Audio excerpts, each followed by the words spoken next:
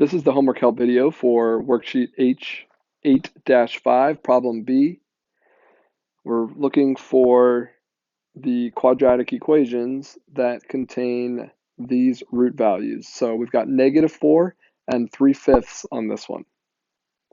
So we can do a couple different methods. I'll show you here. The first method on this one you could do is to write as factors and multiply.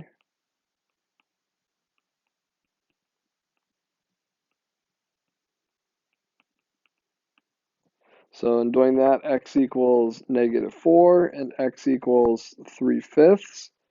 We just set them each equal to 0, so we'd add 4 to each side.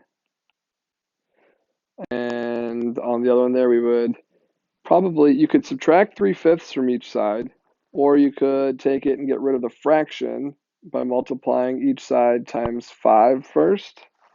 So I'm going to have 5x is equal to 3, and then I'll subtract the 3. So I have 5x minus 3 is equal to 0.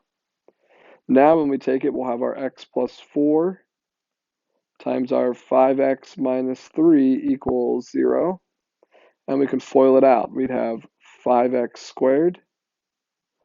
We have a minus 3x and a plus 20x. So that'd be plus 17x minus 12 is equal to 0. Or if you want to write it as the function, y equals 5x squared plus 17x minus 12.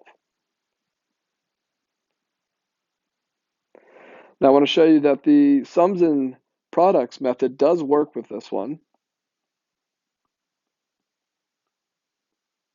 And I'm actually going to do it in the forms that they're in. So we're going to say x equals -4, x equals 3/5. So in this time, I'm not getting rid of the fraction. I'm actually going to use it.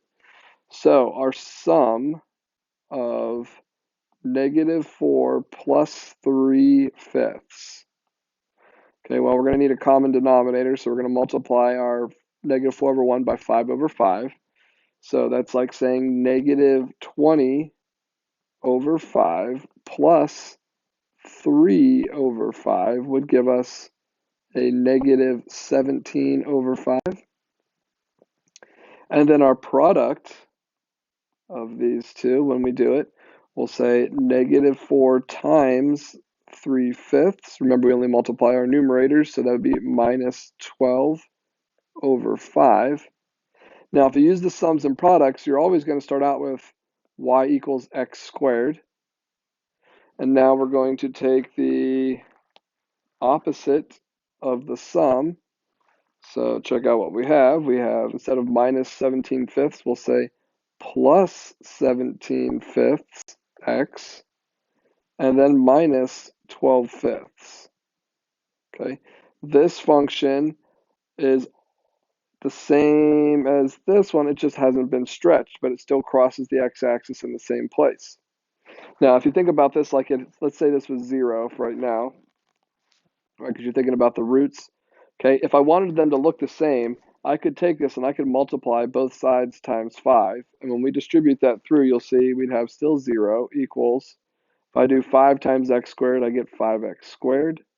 And then my denominators will cancel out in the next two. So I still have plus 17x minus 12.